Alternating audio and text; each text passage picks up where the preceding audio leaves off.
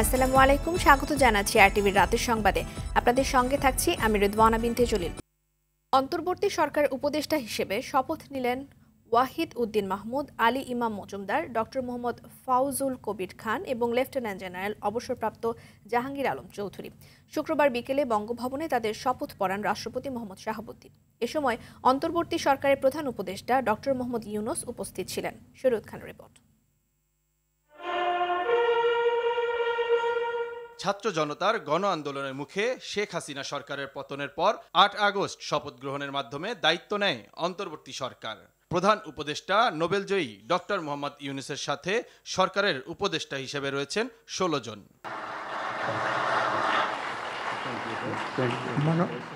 সরকারের উপদেষ্টা হিসেবে নতুন করে যুক্ত হলেন অর্থনীতিবিদ ওয়াহিদ উদ্দিন মাহমুদ, সাবেক আমলা আলী ইমাম মজুমদার ও ফয়জুল কবির খান এবং সাবেক সেনা কর্মকর্তা জাহাঙ্গীর আলম চৌধুরী। অন্তর্বর্তীকালীন সরকারের উপদেষ্টা পদের কর্তব্য। বিকেলে গণভবনে অন্তর্বর্তী সরকারের নতুন ৪ উপদেষ্টাকে শপথ পড়ান রাষ্ট্রপতি মোহাম্মদ শাহাবুদ্দিন। বাংলাদেশের প্রতি অকৃত্রিম বিশ্বাস ও আনুগত্য পোষণ। এ নিয়ে ৪ ধাপে প্রধান উপদেষ্টা সহ মোট ২১ জন উপদেষ্টা শপথ নিয়েছেন। এবং আমি ভীতি বা অনুগ্রহ। অর্থনীতিবিদ ওয়াহিদ উদ্দিন মাহমুদ ১৯৯৬ সালে তত্ত্বাবধায়ক সরকারের অর্থ ও পরিকল্পনা মন্ত্রণালয়ের দায়িত্বে ছিলেন। সাবেক মন্ত্রিপরিষদ সচিব আলী ইমাম মজুমদার ট্রান্সপারেন্সি ইন্টারন্যাশনাল বাংলাদেশ টিআইবির ট্রাস্টি বোর্ডের সদস্য। ডক্টর মোহাম্মদ ফাউজুল কবির খান বিশ্ব ব্যাংক, এডিবি, জাইকা, ইউএনডিপি, এশীয় উন্নয়ন ব্যাংকের একজন শীর্ষ পরামর্শক। সাবেক সেনা কর্মকর্তা লেফটেন্যান্ট জেনারেল জাহাঙ্গীর আলম চৌধুরী ২০০৩ সাল থেকে ২০০৬ সাল পর্যন্ত তৎকালীন বাংলাদেশ রাইফেলসের মহাপরিচালক ছিলেন। পরে নতুন ৪ উপদেষ্টা সহ বঙ্গভবনে বৈঠক করেন অন্তর্বর্তী সরকারের উপদেষ্টারা। এতে সভাপতিত্ব করেন প্রধান উপদেষ্টা ডক্টর মোহাম্মদ ইউনূস। শরীয়ত খান, আরটিভি, ঢাকা। এদিকে ৪ নতুন অন্তর্বর্তী সরকারের উপদেষ্টাদের দায়িত্ব বন্টন করা হয়েছে। এ সময় ৮ জনকে দায়িত্ব পুনর্বন্টন করা হয়েছে। ব্রিগেডিয়ার জেনারেল অবসরপ্রাপ্ত সাখাওয়াত হোসেনকে স্বরাষ্ট্র মন্ত্রণালয় থেকে সরিয়ে বস্ত্র ও পাট মন্ত্রণালয়ের দায়িত্ব দেয়া হলো। আর লেফটেন্যান্ট জেনারেল অবসরপ্রাপ্ত জাহাঙ্গীর আলম চৌধুরীকে দেয়া হলো স্বরাষ্ট্র ও কৃষি মন্ত্রণালয়ের দায়িত্ব। এছাড়াও ওয়াহিদ উদ্দিন মাহমুদকে পরিকল্পনা ও শিক্ষা, মোহাম্মদ ফাউজুল কবির খানকে বিদ্যুৎ, জ্বালানি, সড়ক, সেতু ও রেল, আলী ইমাম মজুমদারকে প্রধান উপদেষ্টার কার্যালয়ে দায়িত্ব দেওয়া হয়েছে। আর সালেউদ্দিন আহমেদকে অর্থ ও বাণিজ্য, আদিলুর রহমান খানকে শিল্প ও গণপূর্ত এবং আসিফ নজরুল আইন, প্রবাসী কল্যাণ ও সংস্কৃতি, রিজওয়ানা হাসান পরিবেশ ও পানি সম্পদের দায়িত্বে দেওয়া হয়েছে। এছাড়াও নাহিদ ইসলামকে ডাক ও টেলিযোগাযোগের সঙ্গে তথ্য মন্ত্রণালয় এবং আসিফ মাহমুদকে যুব ক্রীড়ার সঙ্গে শ্রম মন্ত্রণালয়ের দায়িত্ব দেওয়া হয়েছে। বাকি উপদেষ্টারা পূর্বের দায়িত্বে থাকবেন।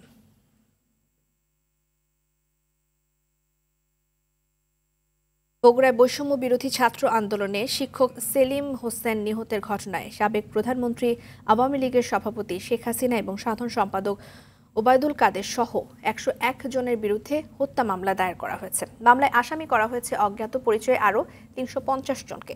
এছাড়া রাজধানীর লালবাগ থানায় শেখ হাসিনার বিরুদ্ধে আরও একটি হত্যা মামলা দায়ের করা হয়েছে। এদিকে সাবেক সমাজ কল্যাণ মন্ত্রী ডাক্তার দীপু মনি এবং তার ভাই ডাক্তার JR ওয়াদুদ টিপু সহ ১৫০ জনের নামে মামলা করা হয়েছে চাঁদপুরে। প্রতিনিধিদের পাঠানো তথ্য ও চিত্রে সৈয়দা সামিয়া তামান্নার রিপোর্ট। বগুড়া সদর থানায় সেলিম হোসেনের বাবার দায়ের করা মামলায় শেখ হাসিনা ও ওবায়দুল কাদেরকে হত্যার নির্দেশদাতা হিসেবে উল্লেখ করা হয়। আর বাকি আসামিরা হলেন বগুড়া জেলা আওয়ামী লীগের সভাপতি, বগুড়া ৫ আসনের সাবেক সংসদ সদস্য মজিবুর রহমান, জেলা আওয়ামী লীগের সাধারণ সম্পাদক ও বগুড়া ৬ আসনের সাবেক সংসদ সদস্য রাগিবুল আহসান। বগুড়া সদর থানার ওসি জানান, মামলাটি এজাহারে নথিভুক্ত করা হয়েছে। গত ৪ আগস্টে সেলিম হোসেন হত্যাকাণ্ড সংক্রান্তে তার বাবা বগুড়া সদর থানায় মামলা দায়ের করেছেন। সাবেক প্রধানমন্ত্রী শেখ হাসিনা, ওবায়দুল কাদের, রাগিবুল হাসান লিপু, মুজিবুর রহমান মজনু সহ ১০১ জন এজাহার আসামি দিয়ে আর অজ্ঞাতনামা আসামি সহ অভিযোগ দায়ের করেছেন। এই প্রেক্ষিতে বগুড়া সদর থানায় হত্যা মামলা দায়ের হয়েছে। এদিকে সাবেক সমাজ কল্যাণমন্ত্রী দীপুমণি ও তার ভাই জেআর ওয়াদুদ টিপু সহ 510 জনের নাম উল্লেখ সহ অজ্ঞাত 1200 জনকে আসামি করে চাঁদপুর সদর থানায় মামলা দায়ের করা হয়েছে। মামলার বিষয়টি নিশ্চিত করেন সদর মডেল থানার ভারপ্রাপ্ত কর্মকর্তা মোহাম্মদ শেখ মহসিন আলম। সৈয়দা সামিয়া তামান্না, RTV। বাংলাদেশে কোটা সংস্কার আন্দোলনে অন্তত 650 জন মানুষ নিহত হয়েছেন। শুক্রবার এক প্রাথমিক প্রতিবেদনে এ তথ্য জানায় জাতিসংঘের মানবাধিকার সংস্থা। প্রতিবেদনের তথ্য অনুযায়ী 16 জুলাই থেকে 4 আগস্ট পর্যন্ত বাংলাদেশে 400 জন নিহত হয়েছেন। এছাড়া 5 এবং 6 আগস্ট নিহত হয়েছেন আরও 250 জন। রিপোর্টে গুরুতর মানবাধিকার লঙ্ঘনের অভিযোগ উঠেছে বাংলাদেশের আইন শৃঙ্খলা বাহিনীর বিরুদ্ধেও। সংগঠনটির মানবাধিকার সংস্থা বলছে, শিক্ষার্থীদের শান্তিপূর্ণ আন্দোলনে রাবার বুলেট, সাউন্ড গ্রেনেড এবং প্রাণঘাতী গোলাবারুদ সহ আগ্নেয়াস্ত্র ব্যবহার করে আন্দোলনকারীদের দমাতে চেয়েছিল আওয়ামী লীগ সরকার। এমন পরিস্থিতিতে বাংলাদেশের শান্তিপূর্ণ পরিবেশ ফিরিয়ে আনতে মোট 21টি পরামর্শ দিয়েছেন জাতিসংঘের মানবাধিকার বিষয়ক হাইকমিশনার ফলকার তুর্ক। ভারতের প্রধানমন্ত্রী নরেন্দ্র মোদীর সঙ্গে ফোনে কথা বলেছেন অন্তর্বর্তী সরকারের প্রধান ডক্টর মোহাম্মদ ইউনূস। এ সময় বাংলাদেশে হিন্দু এবং সংখ্যালঘুদের সুরক্ষা এবং নিরাপত্তা নিশ্চিত করার প্রতিশ্রুতি দিয়েছেন তিনি। এ নিয়ে শুক্রবার সামাজিক যোগাযোগ মাধ্যম এক্সে পোস্ট করেন ভারতের প্রধানমন্ত্রী নরেন্দ্র মোদী। পোস্টে ভারতের প্রধানমন্ত্রী লিখেছেন, একটি গণতান্ত্রিক, স্থিতিশীল, শান্তিপূর্ণ এবং প্রগতিশীল বাংলাদেশের প্রতি ভারতের পূর্ণ সমর্থন রয়েছে। এর আগে গত 5 আগস্ট ছাত্র জনতার গণ আন্দোলনের মুখে পদত্যাগ করে ভারতে চলে যান শেখ হাসিনা। 8 আগস্ট প্রধান উপদেষ্টা হিসেবে শপথ নেয়ার পর ডক্টর মোহাম্মদ ইউনূসকে শুভকামনা জানান নরেন্দ্র মোদী।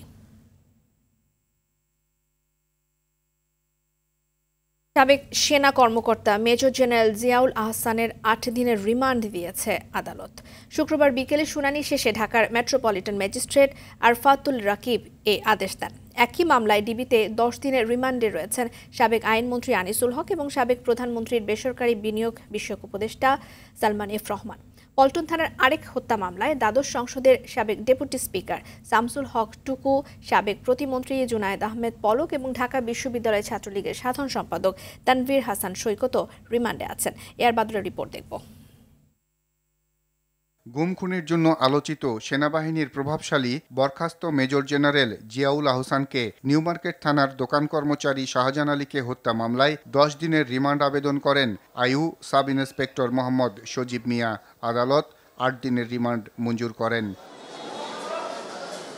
গেল 15 আগস্ট গভীর রাতে ঢাকার খিলক্ষেত এলাকা থেকে জিয়াউল আহসানকে গ্রেপ্তার করা হয়। 16 জুলাই বৈষম্য বিরোধী আন্দোলন চলাকালে রাজধানীর নিউ মার্কেট এলাকায় পাপোশের দোকানের কর্মচারী শাহজাহান আলীকে হত্যার অভিযোগে তার মা আয়শা বেগম মামলাটি করেন। নিউ মার্কেট মামলার একটি হত্যা মামলায় তাকে আজকে প্রডিউস করা হয়েছে। তার বিরুদ্ধে আসলে তো অসংখ্য হত্যা মামলা হবে। আপনারা জানেন তিনি আয়না ঘরের কারিগর ছিলেন, তিনি জেনোসিস্ট, তিনি গণহত্যার একজন অন্যতম আসামি। এদিকে একই মামলায় শেখ হাসিনা সরকারের 2 প্রভাবশালী ব্যক্তি সালমান এফ রহমান ও সাবেক আইনমন্ত্রী আনিসুল হক রিমান্ডে রয়েছেন। জিজ্ঞাসাবাদে আনিসুল হক বলেন, দেশে ছাত্র আন্দোলন শুরু হওয়ার পর তিনি একটি সমাধানের দিকে যাচ্ছিলেন, কিন্তু সাবেক স্বরাষ্ট্রমন্ত্রী আসাদুজ্জামান খান কামাল ও সাবেক সেতুমন্ত্রী ওবায়দুল কাদেরের কারণে সেটা সম্ভব হয়নি। আন্দোলন দমনে তারা খুবই অ্যাগ্রেসিভ ছিলেন। এছাড়া তৎকালীন প্রধানমন্ত্রী শেখ হাসিনাকেও বাস্তবতা বোঝানো যাচ্ছিল না। অন্যদিকে পল্টন থানার এক হত্যা মামলায় 10 দিনের রিমান্ডে রয়েছেন দ্বাদশ সংসদের সাবেক ডেপুটি স্পিকার শামসুল হক টুকু, সাবেক প্রতিমন্ত্রী জুনায়েদ আহমেদ পলক ও ঢাকা বিশ্ববিদ্যালয় ছাত্রলীগের সাধারণ সম্পাদক তানভীর হাসান সৈকত। মিন্টু রোডের ডিবি কার্যালয়ে রেখে তাদের জিজ্ঞাসাবাদ করছে পুলিশ। AR বাদল, RTV, ঢাকা। 5 আগস্ট শেখ হাসিনা পদত্যাগের আগ মুহূর্তে সর্বোচ্চ বল প্রয়োগ করে ছাত্র জনতাকে হত্যা করে পুলিশ। রাজধানীর যাত্রাবাড়ির পাশাপাশি এদিন ঢাকা মেডিকেল কলেজ হাসপাতালের পেছনে চানখারপুলে এমন ভয়াবহ হত্যাকাণ্ড চালাতে দেখা যায় পুলিশকে। বৈষম্য বিরোধী ছাত্রদের মার্চ টু ঢাকা কর্মসূচি ঠেকাতেই গুলি চালায় পুলিশ। AR বাদলের আরও একটি রিপোর্ট।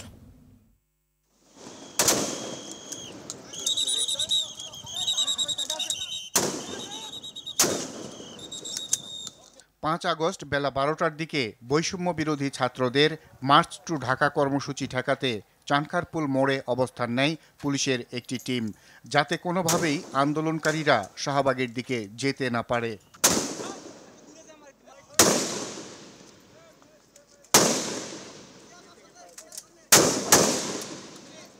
সেখানে পুলিশের ঊর্ধ্বতন এক কর্মকর্তার নির্দেশে পুলিশের 4টি বিশেষ দলকে দেখা যায়। তাদের একটি দল টিয়ার সেল নিক্ষেপ করছিল, অন্য একটি দল সাউন্ড গ্রেনেড ছুড়ছিল আন্দোলনকারীদের লক্ষ্য করে, আর আরেকটি দল রাবার বুলেট ছুড়ছিল।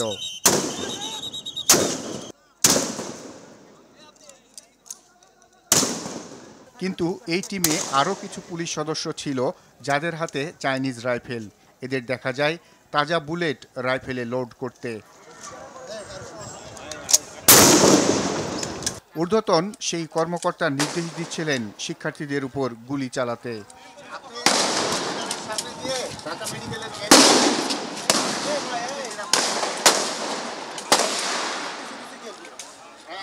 এসব রাইফেল হাতে অন্তত 4 জনকে দেখা যায় নিখুঁত নিশানা লাগিয়ে মাত্র 150 থেকে 200 গজ দূরে আন্দোলনরতদের উপর গুলি চালাতে।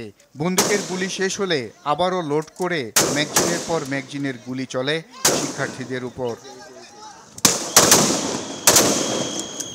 এভাবে শিক্ষার্থীদের উপর গুলি চালানোর পর লাশ পড়লে সেসব নিয়ে মন্তব্যও করতে শোনা যায় এসব ঘাতক পুলিশ সদস্যদের।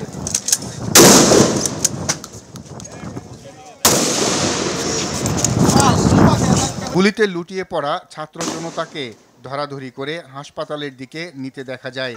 এ সময় ঢাকা মেডিকেলে গিয়ে দেখা যায় লাশের সারি।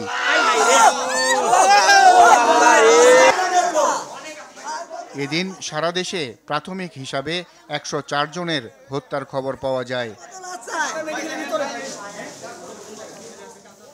আর বাদল, RTV, ঢাকা।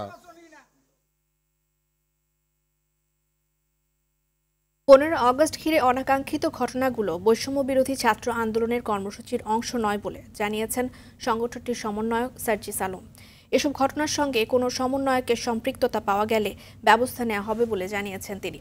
শুক্রবার সকালে ঢাকা বিশ্ববিদ্যালয়ের 21 হলে সংবাদ সম্মেলনে এসব কথা জানান বৈষম্য বিরোধী ছাত্র আন্দোলনের অন্যতম এই সমন্বয়ক।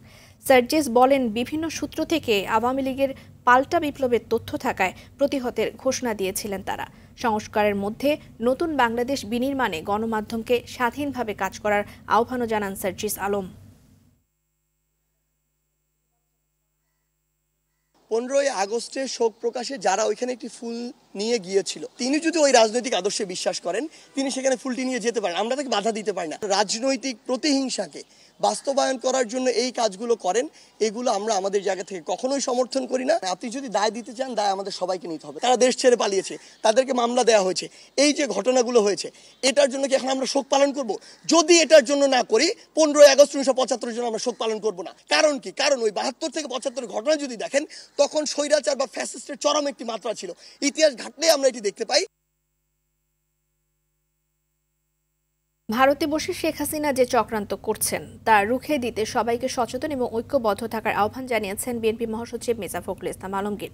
বেগম খালেদা জিয়াকে উন্নত চিকিৎসার জন্য দ্রুত বিদেশ নেওয়া হবে বলেও জানিয়েছেন তিনি। এদিকে সংখ্যালঘুদের সঙ্গে মতবিনিময়ে দুষ্কৃতকারীরা কোনো দলের নয় উল্লেখ করে সম্প্রীতি বিনষ্টে তাদের চেষ্টা সফল হবে না বলে আশাবাদ জানান মির্জা ফখরুল। বিস্তারিত অরণ্য গফুরের রিপোর্টে। বিএনপি চেয়ারপারসন ও সাবেক প্রধানমন্ত্রী বেগম খালেদা জিয়ার 80তম জন্মবার্ষিকী উপলক্ষে রাজধানীর নয়াপল্টনে কেন্দ্রীয় কার্যালয়ে দোয়া মাহফিলের আয়োজন করে সংগঠনটি। সেখানে প্রধান অতিথির বক্তব্যে গণতন্ত্র পুনরুদ্ধার সহ বিএনপি চেয়ারপারসনের সংগ্রামী জীবন তুলে ধরেন মির্জা ফখরুল। আল্লাহ যদি রহম করেন, ম্যাডাম অতি শীঘ্র আমরা বিদেশে চিকিৎসার জন্য নিয়ে যাওয়ার জন্য আমরা আল্লাহর কাছে দোয়া করি যে একদম সুস্থ হয়ে আমাদের মাঝে ফিরে আসেন, সেই দোয়া। শেখ হাসিনার পতন হলেও দেশ বিদেশে ঘাপটি মেরে থাকা স্বৈরাচারের দোসরদের ব্যাপারে সজাগ থাকার আহ্বান জানান বিএনপি মহাসচিব। মনে করেন যে আমাদের লড়াই শেষ হয়ে গেছে, তাহলে ভুল করবেন। এখন অত্যন্ত একটা ভাসমান অবস্থা আছে। যে কোনো মুহূর্তে ভারত যিনি বসে আছেন শেখ হাসিনা, তিনি তার সুযোগ গ্রহণ করতে পারেন। এরকম চক্রান্ত শুরু করেছেন। সেই চক্রান্তকে প্রতিরোধ করাই এখন আমাদের কাজ। এদিকে সম্প্রতি সংখ্যালঘুদের উপর হামলার বিষয়ে মির্জা ফখরুল ইসলামের নেতৃত্বে গুলশানের চেয়ারপারসনের কার্যালয়ে হিন্দু বৌদ্ধ খ্রিস্টান ঐক্য পরিষদ ও হিন্দু বৌদ্ধ খ্রিস্টান কল্যাণ ফ্রন্টের সঙ্গে আলাদা মতবিনিময় করেছে বিএনপি। অরণ্য গফুর, RTV, ঢাকা। দুর্যোগ ব্যবস্থাপনা ও ত্রাণ মন্ত্রণালয়ের সাবেক সচিব শাহ কামালের বাসা থেকে নগদ ৩ কোটি টাকা এবং ১০ লাখ টাকা মূল্যের বিদেশি মুদ্রা উদ্ধার করেছে পুলিশ। এছাড়া ৭৪,৪০০ টাকা দামের ১০০ টাকার প্রাইস বন্ড পাওয়া গেছে সেখানে। সন্ধ্যায় রাজধানীর মোহাম্মদপুরের বাবুর রোডে শাহ কামালের বাসায় অভিযান চালিয়ে এসব উদ্ধার করে ডিএমপি। বিদেশি মুদ্রার মধ্যে রয়েছে মার্কিন, অস্ট্রেলিয়ান এবং Singaporean dollar, Malaysian ringgit, Saudi Real এবং কোরিয়ান ও চীনা ইউয়ান। ত্রাণ মন্ত্রণালয়ের সচিব থাকাকালে শাহ কামালের বিরুদ্ধে বদলি, কেনাকাটা, উন্নয়ন সহ বিভিন্ন উৎস থেকে ঘুষ গ্রহণের অভিযোগ ছিল। ২০২০ সালের জুনে চাকুরি থেকে অবসরে যান তিনি।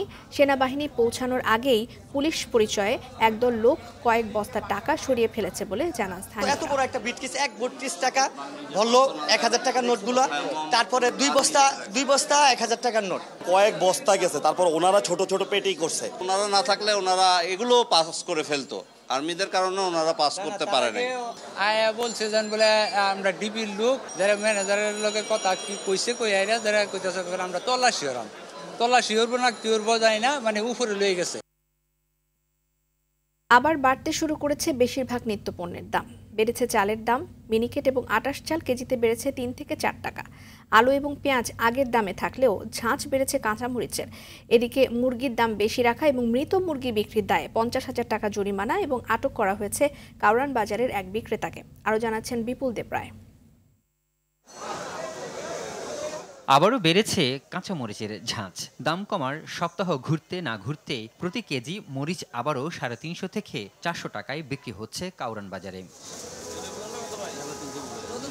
ক্রেতা ও বিক্রেতারা বলছে বাজারে বেশিরভাগ নিত্যপণ্যের দাম গেল কয়েকদিনে কিছুটা কমলেও আবারও বাড়তে শুরু করেছে। কাঁচামরিচ আজকে বিক্রি করতেছি আমরা ৩২০ টাকা, আমার কিনা ১৬০০ টাকা পালা, তাহলে খুচরা বিক্রি হচ্ছে ৩৫০ টাকা। বাইরে তো বলতেছে কম, আমরা তো বাজারে এসে কম পাচ্ছি না।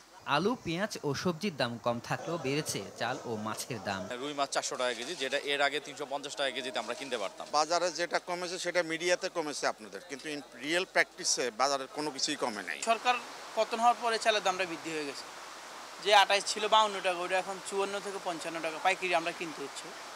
মিনিকেট ছিল ৬০-৬২, ওটা এখন ৬৬ থেকে ৮০ টাকা। এদিকে কাউরান বাজারে ভোক্তা অধিদপ্তরের সাথে বাজার তদারকিতে নামে শিক্ষার্থীরা। এই সময় মেসার্স আল্লাহদার নামে এক মুরগির দোকানে মৃত মুরগি বিক্রির দায়ে ৫০,০০০ টাকা জরিমানা ও দোষীদের পুলিশের হাতে তুলে দেওয়া হয়। তারা স্বীকার করলো যে এগুলো হচ্ছে মরা মুরগিগুলো তারা ফ্রিজে কেটে সংরক্ষণ করে রাখে, প্রসেস করে বিভিন্ন জায়গায় হচ্ছে সাপ্লাই করছে। ওনারা বলতেছে চারুলতা এবং স্বপ্নিল দুইটা রেস্টুরেন্টে ওনারা প্রসেস মুরগি দেয়। আপনারা কি বলবেন যে আপনারা এখনো মরা মুরগিটা বিক্রি করতেছেন না? এটা কি আমাদের কাছে সম্পূর্ণ প্রুফ আছে। ভোক্তা অধিদপ্তরের সহকারী পরিচালক আব্দুল জব্বার মন্ডল জানান, ভোক্তাদের সঙ্গে প্রতারণা করলে কঠোর ব্যবস্থা নেওয়া হবে। জরিমানা আরোপ করা হয়েছে এবং ব্যবসা কার্যক্রম সাময়িকভাবে বন্ধ রাখার নির্দেশনা দেওয়া হয়েছে। প্রচলিত যে অন্যান্য ধারা বা অন্যান্য আইন আছে সেই আইনেও তার নামে মামলা হবে। শিক্ষার্থীদের সঙ্গে নিয়ে শনিবারও বাজারে অভিযান করা হবে বলে জানিয়েছে ভোক্তা সংরক্ষণ অধিদপ্তর। বিপুল দেবরায়, RTV, ঢাকা। বৈষম্য বিরোধী ছাত্র আন্দোলনকে কেন্দ্র করে ঢাকাসহ দেশের বিভিন্ন স্থানে সহিংসতায় আহতদের সুচিকিৎসা নিশ্চিত করতে ব্যর্থ হয়েছে অন্তর্বর্তীকালীন সরকার। এমন মন্তব্য করেছেন বৈষম্য বিরোধী ছাত্র আন্দোলনের অন্যতম সমন্বয়ক হাসনাত আব্দুল্লাহ।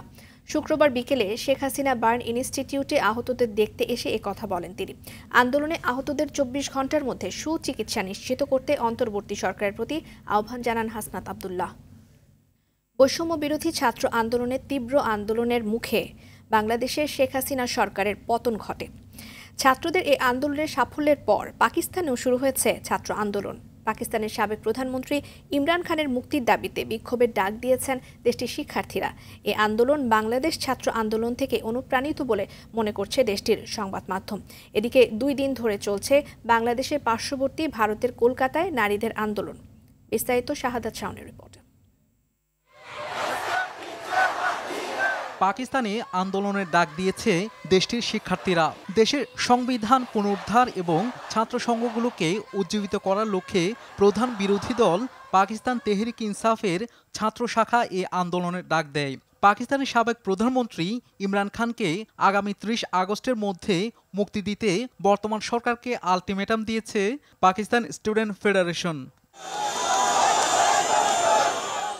সম্প্রতি বাংলাদেশে বৈষম্য বিরোধী ছাত্র আন্দোলনের নেতৃত্বে শেখ হাসিনা সরকারের পতন হয়। পাকিস্তানের স্থানীয় সংবাদ মাধ্যম ডন বলছে, শেখ হাসিনা সরকারের পতন ঘটানো বাংলাদেশি ছাত্রদের আন্দোলনে প্রভাবিত হয়ে স্টুডেন্ট ফেডারেশন বিক্ষোভের ডাক দেয়। এদিকে ভারতের পশ্চিমবঙ্গে ব্যাপকভাবে ছড়িয়ে পড়েছে ছাত্র আন্দোলন। কলকাতার মাল্টি সুপার স্পেশালিটি হাসপাতাল আরজি করের এক ইন্টার্ন চিকিৎসক ধর্ষণ ও খুনের ঘটনা সামনে আসার পর ফুঁসে ওঠে শিক্ষার্থীরা।